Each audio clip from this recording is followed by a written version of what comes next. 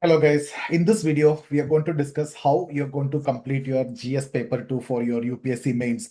Now when it comes to GS2, it's actually mostly comfortable for many of the students and it's very much predictable also. So among the four papers, GS2 and GS4 are comparatively easy because of its predictable nature. GS1 to an extent is unpredictable, and also when it comes to GS3, it's mostly not that scoring. So I'll talk about GS3 later. GS1 we already discussed. Now let's talk about GS2. When students start preparing for GS2, one of the fundamental mistake that I have seen that many of the aspirants make is they treat GS2 as a polity paper. And since you have already studied polity in your prelims, you mostly ignore also. But if you look at it, it is not merely polity, right? GS2 is actually a combination of three distinct areas. So we have polity, definitely, that forms a core of it. And then you have governance and social justice part is coming, and international relation. So like the way we divide GS1 into history, geography, and Indian society, polity also, you will have to divide like that as polity. Sorry, GS2, polity, governance and social justice, and international relation. And each of these behaves differently in the exam, and each of these have significant weightage in the exam also. So if you see, or if you use the same preparation strategy for all the three, then you're going to struggle, and that is not going to work out. So the real challenge is not reading more. If I get a material, if I get a PDF and I get the textbook, I can keep reading. The actual challenge is understanding what exactly UPSC is expecting from each of these areas, and how you're going to convert this massive syllabus into manageable preparation unit. Okay, so how you're going to convert this infinite syllabus or a massive syllabus to finite or something which is manageable to you. Let's understand the structure of GS2. See, if we look at the pattern of GS2 over the years, one trend is very clear. Most of the question come from polity and governance. And, international relation, if you see, the question used to come, but that is a relatively smaller portion of the paper. So if you give that relative importance, it is definitely going to be polity and governance. But the mistake again that the many students make is spending excessive time on the textbook polity and very little time on governance, because you're already familiar with polity. So again, you feel more comfortable in reading polity. So you spend unnecessarily a lot of time again on that, and you ignore governance also. Sometimes you ignore international relation also. And some of you have seen spending so much time in international relation where the cost benefit analysis, if you look at it, it's not that favorable also. Because of this, when you look at your paper, polity answers become reasonably good, but governance answer, this is what I have seen even from my toppers also. When they started with our companion program, the mains mentorship program, the governance answer used to look very weak, and used to look more than weak, it is very generic. Right, there is nothing, no, that points which is required is not there, the dimensions which is required is not there. But if you look at your polity answer, it looks good, but governance is weak. IR is also going to be weak, and that's one of the biggest reason why students actually fail to maximize your score in GS2. Otherwise, if you do it properly, GS2 is one of the predictable area. GS2 is one of the scoring paper actually. Again, we look at the three-layer approach, like the one which we discussed in case of GS1 before. So what is a three-layer? You have syllabus. We have to make that infinite syllabus to finite, or the manageable one. And then we have to identify the macro and micro theme. How you do that? From the previous year questions, and that's your layer two. And the third layer, that is the integration with the current affair.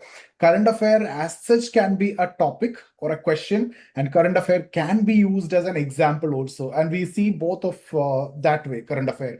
See, if you're focusing only on one layer, that is the syllabus or the content, and missing the other two, then you are making a big mistake. So the real preparation for your mains happens when you focus all the three, or all the three is working together simultaneously. Right. Now, let's, we have some generic topic also. We need to separate that specific topics from generic topics, right? See, again, one of the most useful way to understand GS2 is you divide this paper into, there are some specific topics and there are some generic topic. Now, when I say there are some specific topics, now what do you mean by that? For example, separation of power, parliamentary privileges. These are very specific dispute resolution mechanisms, the constitutional bodies, non-constitutional bodies, representation of people act, pressure groups, self-help groups, NGOs. These are specific focused topics, which means what? They have boundaries, right? They can be prepared also very much systematically. These are finite. These are finite. Now there are generic topics, right? If I want to give example, in generic, the problem is it is very broad and it can be expanded. It can be stretched like anything, and the examiner have the scope to go beyond the limit also. So there is no boundary. That's what I mean to say. For example, functions and responsibilities of union. So it is not a predefined one. Responsibility of union, functions of union, right? Similarly, functions and responsibilities of state. These are like, there is no boundary. Governance issues, right? It is evolving issues also will come, new issues will come, old issues will be there. So this is again, don't have any boundary. So these are infinite. Social justice delivery systems, welfare administration. So these topics you cannot reduce to like a few pages, or you cannot make it finite. So definitely what you need to have here is a clear conceptual understanding, and this is not going to be an issue-based preparation. Right. Now, let's understand why the theme-based preparation is essential. This again, I told in GS1 case, right? Many will look at GS2 also as chapter-wise, topic-wise. That will create confusion. What we need is theme-based approach. That is going to be more effective. And instead of studying these isolated chapters, right? One by one, fundamental duty, fundamental right, directive principles, like this. These are specific topics that you can do like that. But instead of that, you build your preparation around the major constitutional and governance themes. So what I mean by that is important areas like fundamental right that you can cover separately, right? And then directive principles. That is one important theme that they used to ask a question, part 4, part 4a, like this they used to ask question. And then constitutional values, constitutional morality, basic structure of constitution, constitutional amendments. So if you see, these are the themes which are repeatedly appearing in different forms in mains question. So the themes exactly the same word to word may not repeat, but you'll see this area, this theme, this thought, right? This will repeat. And from this, there will be micro themes also will develop. For example, another theme, if I want to take up. So the one which I've taken is constitutional foundation, right? That is a theme one. Constitutional foundation, that's where you are, these fundamental rights, duties, directive principles, values, morality, basic structure, amendments, etc. will come. Now comes to federal structure and local governance. So here you will be getting, this is the most important area. Here you will be seeing like center-state relations, fiscal federalism, interstate relation, panchayati raj, municipal governance, cooperative federalism, decentralization. So if you see questions from this broad theme actually appear regularly, right? And that's why I told you this is actually the core, and this is the most, especially center-state relation, fiscal federalism.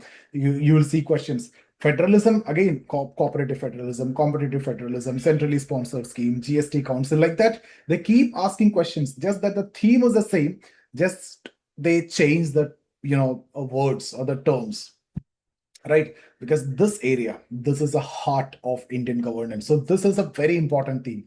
Third one is legislature, election and representation. From here also they used to ask question. This is where, important areas like parliament, state legislature, electoral reforms, representation of people act, simultaneous elections, election commission, disqualification of legislatures, all these will come. So again, these are recurring areas, recurring themes where UPSC repeatedly ask or give questions, and you should be familiar with these themes and you should be preparing like this.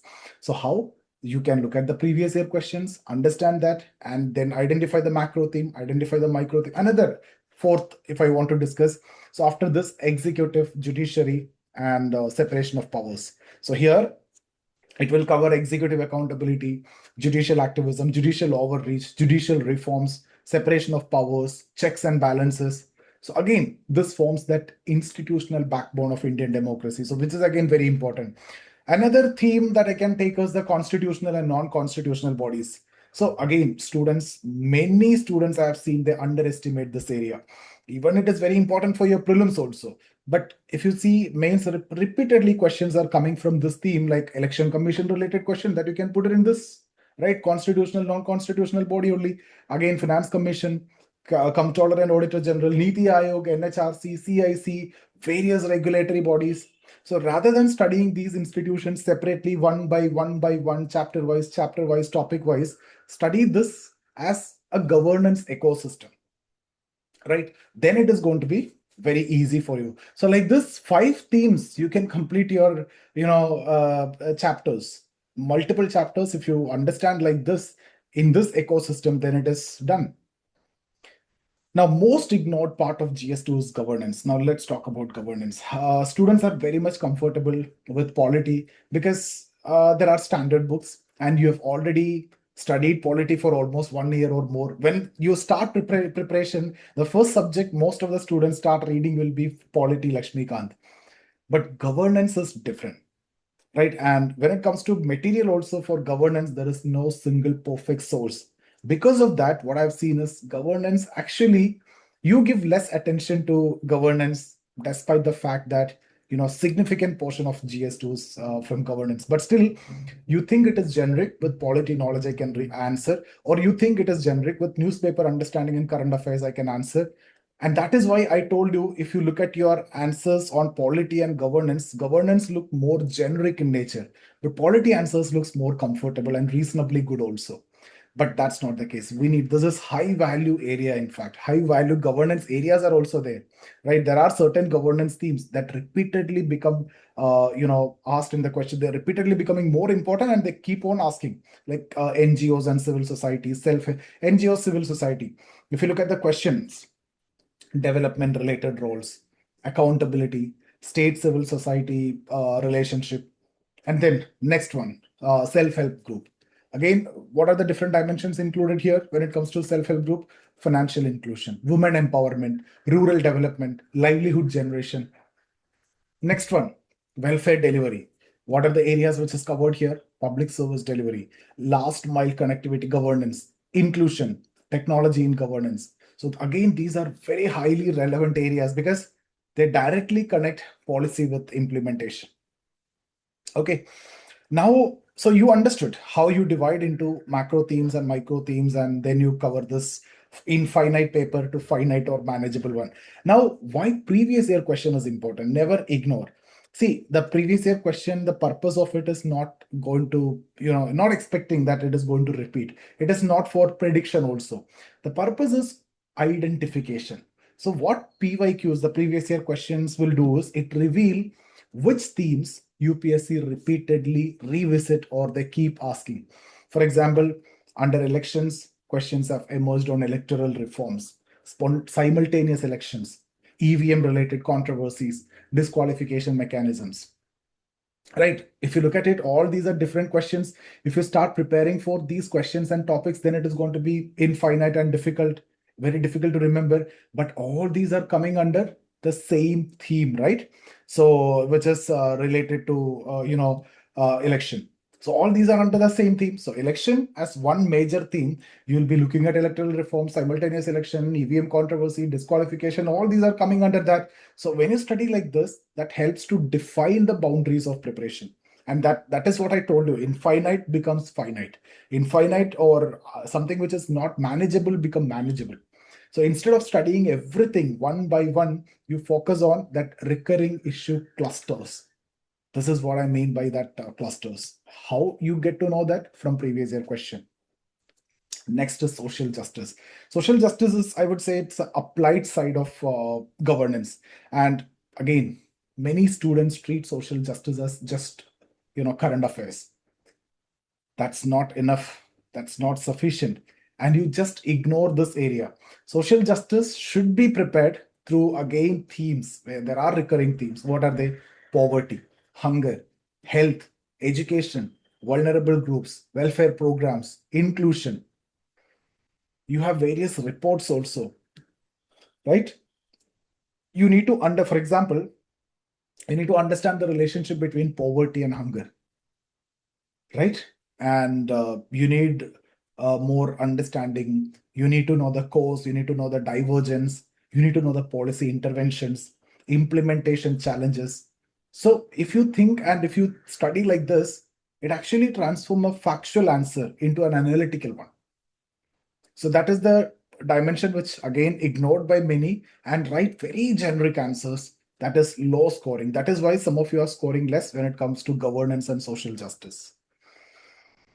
Now, coming to international relation. Here, the cost benefit analysis, if you see, I know many of you are spending a lot of time, but you're not getting that much in return.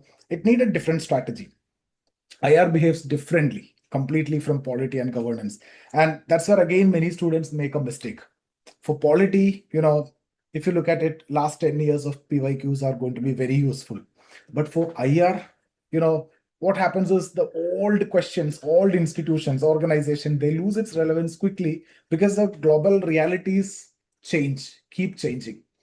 So current affairs is very important. The IR questions are heavily influenced by the contemporary development. So here, the current affairs is what actually you need to rely mostly on. That is what actually helping you to make this infinite to finite. Whatever is in the news, whatever is relevant, you'll focus on that. A question asked 5 years ago that may require completely different answer today, right? Because of course you see, geopolitical alignments are changing every now and then. Conflicts are coming, new conflicts are coming, new partnerships are coming, all partnerships are breaking, trade relationships are coming, all trade relationships are going, right? Global priorities are also shifting. Because of that, IR preparation must be anchored in current developments, the current realities, what is actually happening. So again, what are the core IR themes? That the core need to be very fundamentally strong, right? There are changing events and changing geopolitics and everything, but there are some themes that consistently stays very important from the beginning itself, right? And that is one of the most reliable area in GS2. That is UN, WTO, IMF, World Bank, BRICS, SEO, and G20, and their contemporary relevance. India and its neighborhood. Again, this is again a very important area for IR. Focus on South Asia, border issues, connectivity, security, regional cooperation. So all the question can be any of this, but it is coming under India and its neighborhood. Then another theme that you can bring in here is India and major powers. So prepare India's relation with US, Russia, China, European powers. Again, through contemporary strategic and economic lens only. Okay, not from historic, kind of understanding. Then the regional grouping. So important regions, what are they? Central Asia, West Asia, Africa, ASEAN. Questions can come from any of these depending upon the contemporary global development. So, see, the biggest mistake that mostly aspirants make when you prepare for GS2 is, you will go heavily on polity, right? But that's not the case. The better approach is to give equal weightage, in fact. See, because every topic ultimately revolve around institutions, accountability, democracy, governance, representation, public welfare, international engagement. So all these are important. So don't just score good in polity. You need to also score good in your governance. You need to be good in your IR also. And IR is actually easy. When I say international relation, you don't want to read completely like you take that world focus or any international relation textbook and read the history onwards. That's actually not required. For that major themes which I've told you, just know the background. But that is something which no one is going to ask. If there is a question, it will be related to the contemporary issues, right? So once you begin to see the connection between all these themes that we discussed, then GS2 is going to be very much finite, very much manageable, very much organized. And that is why, if you see many toppers, they do very good in GS2 and GS4. See, GS2 become very much manageable if your preparation move along the three stages that I have discussed. First, identify the important syllabus themes, which I have already given to you. Now, second, use your previous year questions to identify the recurring issue clusters. And third, use current affairs to update and enrich those clusters. And if you follow this process, this is what followed by my toppers, Vikas or Kiran or Sachin or Sonali or Rohin, whoever is there in the first 100. If you follow this, GS2s no longer feel like endless, or or infinite, or mere collection of topics, right? In fact, it becomes a structured network for you, so that you can revise, you can apply, and you can reproduce as and when the exam demands. So that's about this session, guys. Thank you so much. I hope you got some value. And if you are interested in our mentoring program or classes or test series, get in touch with us. I see you there.